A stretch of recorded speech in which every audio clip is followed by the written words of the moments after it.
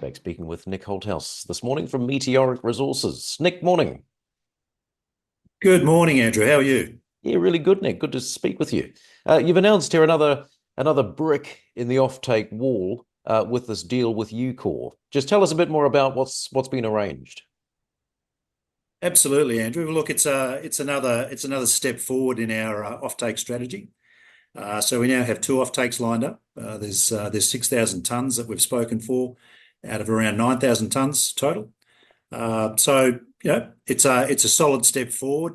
Another Western supplier or separator in this instance, and it reinforces our policy to assist the West in building that Western supply chain route.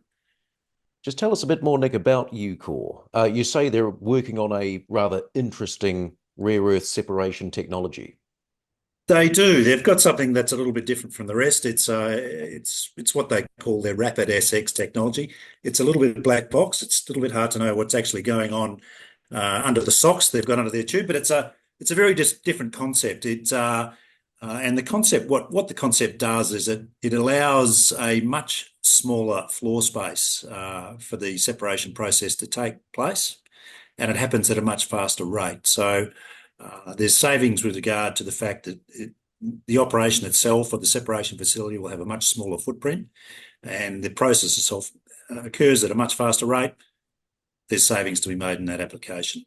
They still have some work to do in their on their side of the fence to take that technology forward and cement it, but they're certainly pushing ahead, and they're getting a lot of support from the American government to do so. And there's also a joint funding and development initiative here alongside the offtake, is there?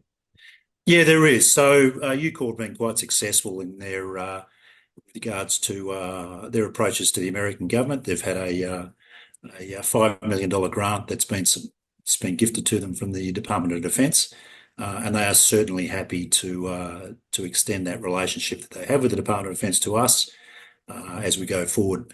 And they really see this as a collaborative approach. And we're obviously more than happy to take that assistance and go forward with them.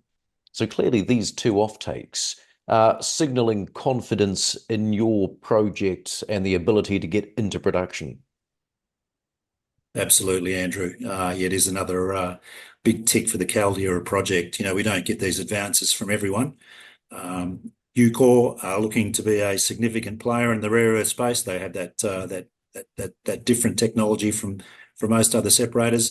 Neo, a well-established separator in the North American space, 30 years they've been in business for. So, both reputable players and both keen for offtake, and both see Caldeira as a long-term and a low-cost option for supplies of carbonates into their facilities. And Nick, we're speaking to you this morning from Toronto. You're there for the Critical Minerals Institute conference. You gave a presentation earlier today, a panel tomorrow. How's Meteoric been received? As well as always, Andrew, people love the story.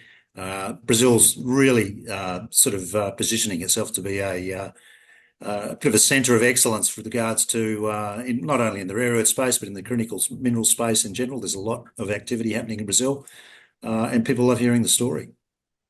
And so what are the upcoming Caldeira milestones you're working towards?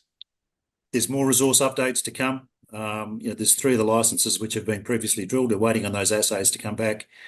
So a multitude of resource updates to come through towards the end of the year. The pre-feasibility study is charging ahead. We're about 40% of the way through that process at the moment. So we're expecting that work package to be completed by the end of the year, and then coming to market sometime early Q1. Christmas time probably isn't a great time to launch a study to market. So we'll probably leave that till January, I think. Hmm. And then there's also news on the permitting front as well. So we may have some news on the EIA status at that stage. We may get our environmental permit this side of Christmas. That's out of our hands, but there's a good chance that may happen as well. We'll see how that plays out. Lots to look forward to. Nick, good to catch up. Thanks for your time. Thanks very much, Andrew.